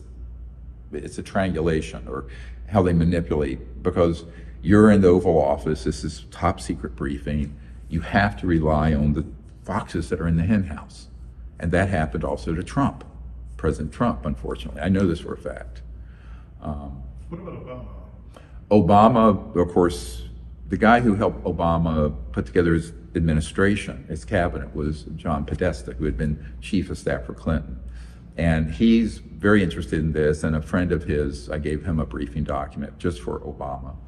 But Obama, again, has admitted in a few interviews, well, we're really not told much about it. And most people think that can't be true, and that the presidents who have said that are lying. They're not lying. They're told enough to understand that, stay away from this, all right? So that's what happened, Obama. There's 2 terms, right? Now, George W. Bush really was not read on, but his vice president, Mr. Cheney, was very involved from way back, 70s, 80s, in these projects, and ran the sort of intelligence shop for the West Wing on a number of issues, which, of course, I think W. later regretted. But have you seen the news that Obama is developing a series for Netflix about a UFO abduction, the Hill abduction? yeah, that's really unfortunate, and I need to find someone to reach out to him. The Betty and Barney Hill abduction was stagecraft, CIA, was not extraterrestrial. Everything about that. Now again, Mr. Obama would never have been read into this depth of it, this sort of darker end of what's called stagecraft, where you can really stage these things, because people don't think. This is the big hard thing for people. I know that David Fravor told me this, the F-18 pilot that was chasing these objects off the coast of California. He says, there's no way we have something that flies like that. I go, on the contrary, we've had them since the mid-50s. And and we can prove this. I think this is one of the problems, is we have to get the full briefing materials to these decision makers, whether it's in the White House or the Congress, and even Pentagon, CIA. I think it's a mistake. Here's one of the griefs I have with the public and the media on this. They get into these sweeping conspiracy statements that the government of the United States is covering this up. I said, well, the legal government of the United States, honestly, when they say they don't know anything, they don't know anything, right? Because you're dealing with a very compartmentalized operation that has gone rogue. And to the extent that they know anything, it's usually 1 part fact, 10 parts fiction. Because the best false information, disinformation, has on the surface some true information, and then inside is the poison pill, right? That's what happened to Reagan, what happened to Mr. Trump, and it's happened to numerous other people I know in the Congress, and it's happened to some of the investigators currently looking into this. Last year the Pentagon released 1,500 pages of atrocious things that these UAPs have done to people. Abductions, burns, pregnancies. Those have all been done by these covert human operations. And the people who supply that to the Pentagon, like Dr. Kit Green and others, are operatives who are providing disinformation to keep people, to gaslight them and deceive them. Now we know this. And so the other big risk here is that so long as the people who are professional disinformation operatives keep putting this sort of information in front, and there's no other entity such as the Disclosure Project, to do a corrective measure and say, well, actually, here's the proof that this is what's been going on for decades. It's clandestine and illegal. They're going to continue to be gaslit and deceived. And I think this is, how, counterintelligence and disinformation programs work. And I would say the masters of that deal with the UFO issue. The best people ever. I mean, it's a compliment, but in a sort of a horrible way. They are incredibly good at what they do. And I think this is what we have to, it's one reason why most people who bring up the issues of UFOs, they say, they find that when they really get to find out, what we've uncovered, that I'm a skeptic about 90+% of it. Because I think 90+% of it is false information that's been embedded into pop culture through Hollywood, the media, History Channel, whatever it is. And there's a very specific meme that they've developed of the type of person who is obsessed with this, right. And they live in a very lower class environment.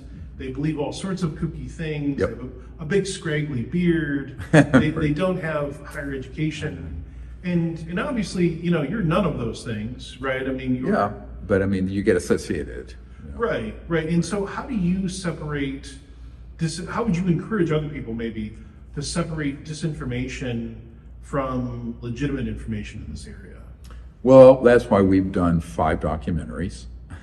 It's why we have 5 books that unpack this.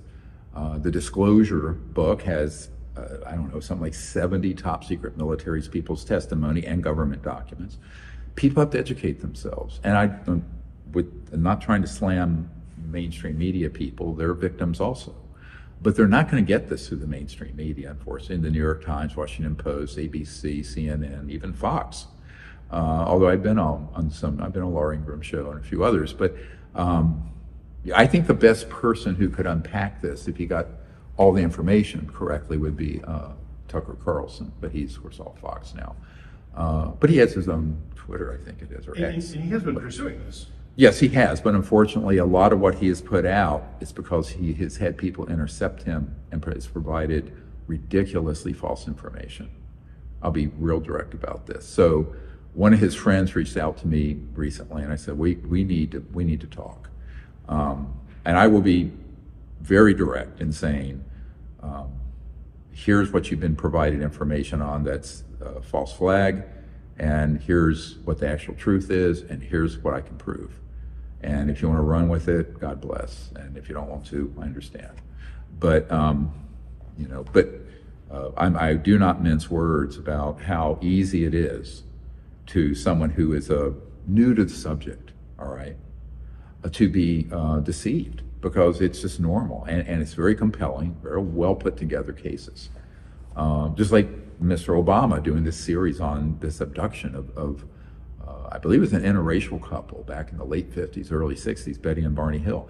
That entire case, and people say, how did we have that ability then? Let me give your viewers a date.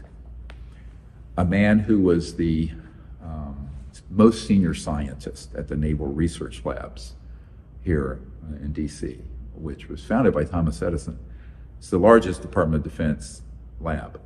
And he was the top scientist. And he had been in a vault, a skiff, where they had documents about this. And interestingly, he personally saw the document that stated that in October 1954, we mastered gravity control, in other words, anti-gravity. So by the time Betty and Barney Hill had that experience, we, meaning humans, already had the technology to stage an alien encounter. And that's what happened. So I don't think Mr. Obama knows that. I think most people would hear, you know what, the truth is less believable than the fiction. This is one of the problems. And when 1991, I had a very senior intelligence official involved in these dark, illegal projects come to me. And he said, yes, everything about this that you've uncovered is true, but if you speak the truth, it will discredit you because the truth is less believable than the fiction that we've brainwashed people with. This is the conundrum that we're in, is that you have to go back to the 40s and before and say, okay, if T. Townsend Brown and the scientists in Germany, we have this in The Lost Century, this documentary you can see on Amazon everywhere. If they had uncovered electrogravitic effects, high voltage systems that were things floated, and that was well known, this is the late 1920s. What has happened between the late 1920s and late 1950s? That's 30 years. Well, science doesn't stand still, even if it's covert and classified. So the human research, brilliant people, combined with then reverse engineering ET craft that started in the 40s, those two streams made this mighty river of technology. Look at it that way, that joined. And what are the payoffs of that? Well, they're substantial, huge payoffs in developments and breakthroughs. And those have been used for all kinds of nasty purposes that have deceived people. And this is the biggest, steepest hill to climb on this subject, is what part of the subject that's out there in the mythology of UFOs is real and what part of it has been staged. And this has been actually the hardest thing for us to figure out, but we have figured it out. And I had a senior NASA guy come up to me who knew about that these operations that are the false flag. He says, you really uncover the truth. Don't give up. Don't ever give up. Then he was on stage debating me at Purdue for the aerospace engineering and called me a liar, a brainwasher. I mean, because it was his job to defame me, right? But privately, he said, don't give up. Don't. He said, James Oberg was his name. And I encounter this all the time, this sort of duplicity. You take the mask off and they really are concerned, but they have a task. They've been tasked with being a counterintelligence disinformation person. So this is something I've had to deal with for 30 years, and it's frustrating, but it doesn't, I expect it now, right? But the public needs to understand, I don't know everything about this, but I'm sincere, and we have enough data in our intelligence archive to prove everything I've been saying. And it's all got to come out. We hope we can get the support. I mean, it's going to cost a lot of money, which I'm a retired doctor, so we have to just sort of be careful. We hope that this archive, except the things we have to redact, like I would redact people's names and addresses and social security numbers of these whistleblowers I have. Obviously, if they haven't agreed to be unmasked publicly, we would not let the public see, but we would let the public see what they're testifying to. In other words, their information they give it. So our goal is to put all of that out at some point on a searchable website. But honestly, I'm an IT moron. So I have to, I'm trying to find people who can do that, because you're talking terabytes of information. Right. That has to be in a searchable database. And we estimate that'll cost, a couple $100,000 or maybe three, four. I don't know. We're doing estimates now. But with any luck, the part that is needed by the Senate Intelligence and White House, that'll be available this fall. And I hope after that, if we can find some web developers who know how to interface with a big database, we can make it publicly available. Because if we can make it publicly available, then everyone on Earth who has access to the internet, and will blockchain back it up, and journalists like yourselves, and officials, and staffers in Congress and in Parliament in England and elsewhere would have access to all of it, except the part we have to redact, the personal information that's would not be appropriate for me to put in. Could we talk a second about the guy who was defaming you a moment ago? Who would, a literal deep state shill, right? Of course, there's lots of them. He probably wasn't offered billions of dollars. No, he had a task, and he was told, this is what you do, and he did it. I mean, he was an employee, but someone who was, there are plenty of people who work in these systems as disinformation or counterintelligence folks who go out on TV shows and whatever. The worst part of this is that the mainstream media itself is embedded with operatives of this covert group, and so for the most part, people who actually know this whole story get blacklisted, and the people who are going to go on there and tell the false narrative, of an alien threat, and the threat from national security. And this is what became hilarious, because people like Luis Elizondo and Chris Mellon went on to all these shows and up on Capitol Hill when all that footage came out around the time of the Unacknowledged documentary in 2017, so it was 6 years ago. And they went all around telling them that, look at these, they're a threat to the national security. But it was all staged. Those were actually ours from Northrop and Lockheed, Skunk Works, and Raytheon. And I went, oh my God, this is going to get out of hand. But interestingly, 60 Minutes and all the main shows would have those people on because, why? Because they have been tasked with telling the false narrative to brainwash the public as this all comes out. Whereas the people who know the truth about this, the whole truth, they're blacklisted. I know many people who know what I'm telling you that will not be allowed to be on network large media platforms because, actually, I had been on a Joe Rogan show 10 years ago, or 11, but when he wanted to make the big deal with Spotify, they made him take my interview out of the lineup, sanitized it. Got it?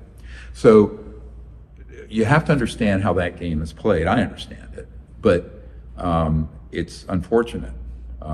And what it means is the public have very few ways to get educated properly. And members of Congress, to the extent they have staffers Googling this and looking at things in the media, they're going to get 1 part information, 10 parts disinformation every time. And that is a real problem. That nonsense has been going on for decades, and we're trying to correct it, but it is what it is. You mentioned, primarily that the alien tech and also just the, evolved tech from Tesla and others is mainly about energy. Are there other fields that are being held back? Is healthcare being held back? Oh, yes. So when you start getting into this area of physics, there are some extremely beneficial applications for medical. Because I'm a doctor, I was taken into an underground lab on the El Paso Mexican border some years ago, and was shown technology that's amazing. It has to do with electromagnetic fields on the scalar level, but used in a very positive way, that they were able to reconnect spinal cords that were severed, regrow tissue, arms that were severed. Like if you had I was recently with a man who had both his legs blown off in Afghanistan. Believe it or not, there are some extraordinary medical applications, but the physics and the science of how that happens would also, in that whole constellation, would then result in the technologies for energy generation being proliferated. And that would mean the end of the petrodollar and the whole global, coalition dealing with the current macroeconomic power. So it's part and parcel of the same problem. And so this is why I tell people it's like a constellation or a grouping of technologies, and it goes from communications, medical, high-tech AI type systems, travel, energy generation, all of it. So it's not just energy and propulsion. And by the way, we are not recommending, in meetings I've had with members of Congress, that the anti-gravity, so-called, or its proper name is electrogravitic systems, the very high voltage systems that give you lift and you fly in a electromagnetic bubble, by the way, space-time bubble. Those I don't think can come out yet, because those could be repurposed by terrorists as a weapon system, obviously.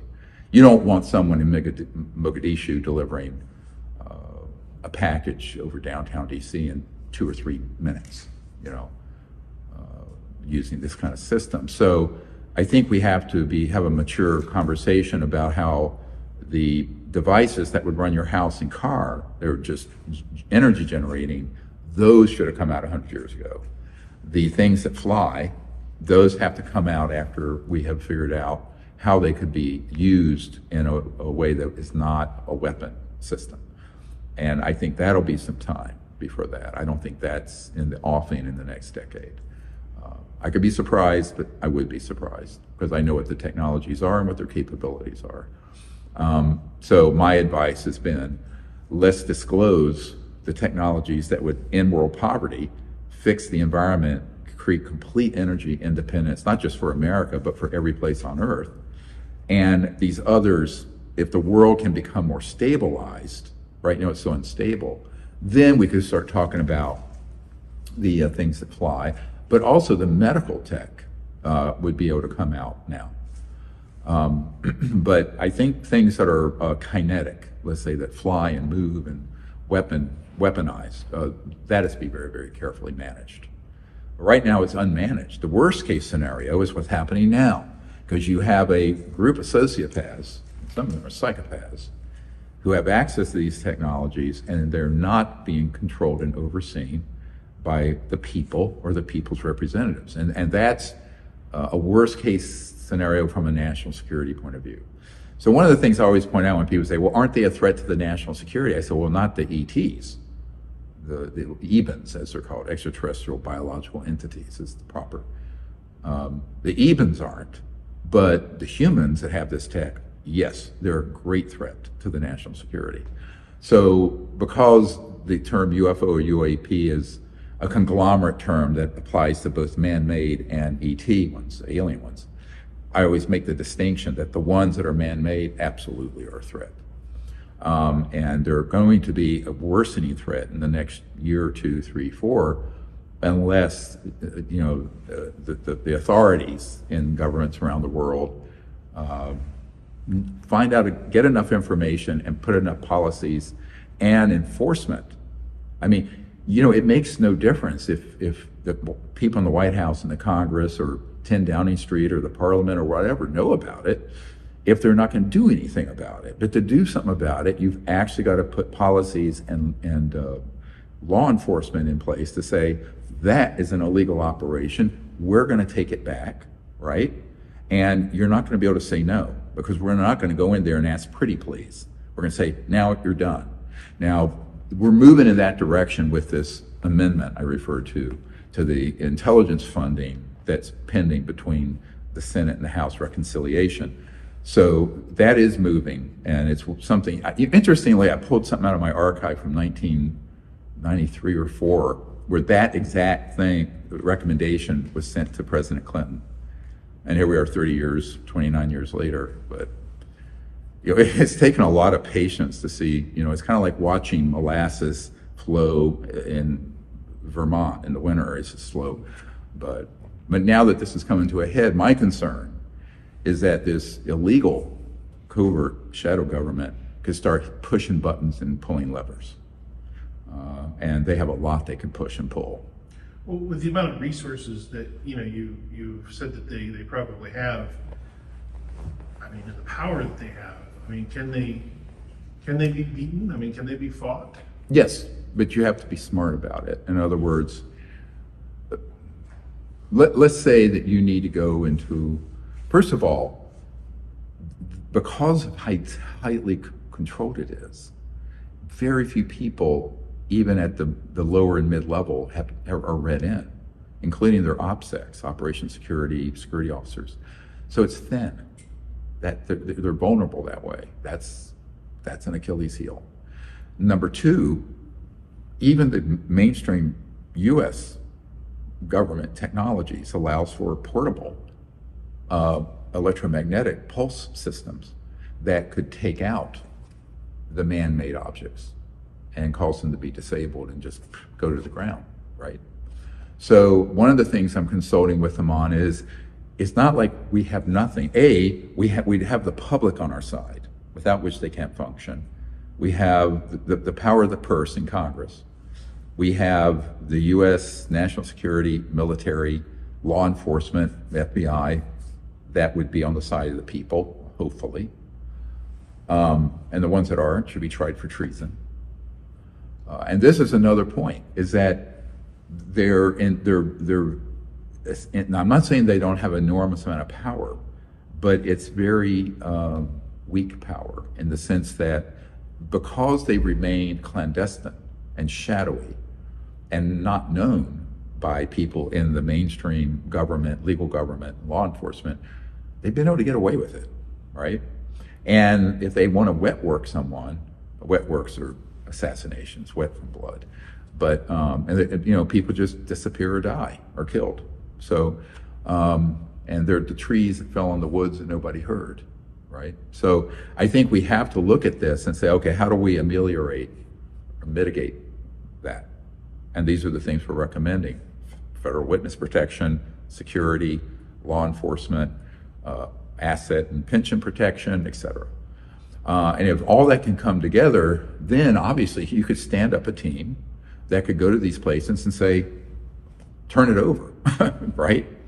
Now, one of my reasons I said what I said earlier, that those of you who work in those facilities who are really innocent, you're just following orders, need to hear very clearly that you're working in an unsanctioned illegal project, which is unconstitutional. And if you do resist the legal government of the United States coming in, you are committing an act of treason, which is a capital offense. So you need to think very carefully about how you will respond when and if such an effort goes underway. And I think it is going to go underway in the next few months, because the amendment going through only gives 6 months before it's criminal. And if it's a criminal offense that they're not turning these things over, the ET craft, the man-made craft, all of it, bodies, extraterrestrial bodies, then anything that then pivots to a criminal offense is obviously, if you're going to enforce it, you have to have law enforcement, right? So it's common sense that people need to understand that this is sort of it's coming to a head, one way or another. Now, the big risk is that that process goes too slowly, and these illegal programs get a jump start on some other plans, right? Staging a false alien attack, setting off a couple nukes to trigger World War III. There's a lot of things that could happen. So time is not on our side. I mean, a year and a half ago, I went up to the Senate folks and I said, no. I said, this has to be, the pace of this needs to be picked up urgently. Now that we're at this stage, a year and a half later, this is why I'm asking your listeners, if they're patriotic, write to your members of Congress and ask them to move these provisions through. There's so many things I want to ask you. You mentioned something a minute ago, though, that I think is probably the most important, which is the political assassinations around this topic. Yeah, a lot. You mentioned that you feel several of your team in the past have been subject to this. 3 have. Have you noticed any commonalities? I know you mentioned with some of the energy developers in the past, that when they refused to put it in open source and reveal it to the public, they made themselves vulnerable. Yep. For people who might want to come forward and might be worried about that outcome, what could they do, or what lessons can you give them? This is the wrong path that leads to that, and this is the right path that leads to. It's a very good question. So my OPSEC, Operation Security, had developed over the last 30 years. In 1998, there are people who are protecting us, who are in that world, like this very covert world, that we authorize lethal force to protect us. And that's why none of my whistleblowers or I or anyone on my team had anything like that happen for the last 25 years. That's all I'll say about that, number one. So meaning that the folks we know are involved in running those programs would suffer immediate consequences. And that's not a threat, it's a promise. It's just it would happen. I would not have to know about it. It's just boom. So that's in place. So no one needs to worry about that at this point. But I do think the safest way to come forward is to fully come forward. Now, most people, if they've had their whole lives in top secret operations, it runs against everything they've been taught. And this was one of the problems with the hearings that happened last month, where it kept saying, well, I have to share that in a skip, blah, blah, blah. Here's a fundamental fact. since these projects are illegal and unconstitutional, none of the national security provisions or top secret requirements apply to it. This is what we established in the 90s, and we actually wrote an assessment to the Pentagon, CIA, everyone in the US government that said, unless otherwise directed, our assessment is that these projects are being run illegally. Therefore, they cannot enforce non-disclosure agreements. They cannot enforce secrecy laws because they have no standing, because they are themselves illegal. Now, so that's one thing to remember. The other, and that's true of any whistleblower who wants to come forward, you're completely free to come forward. And now Congress formally is asking that you come forward.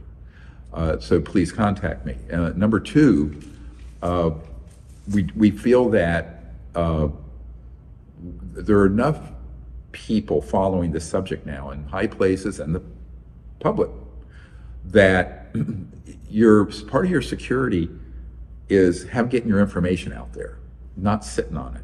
Because if you have that information, but it's not put out, it makes you a target.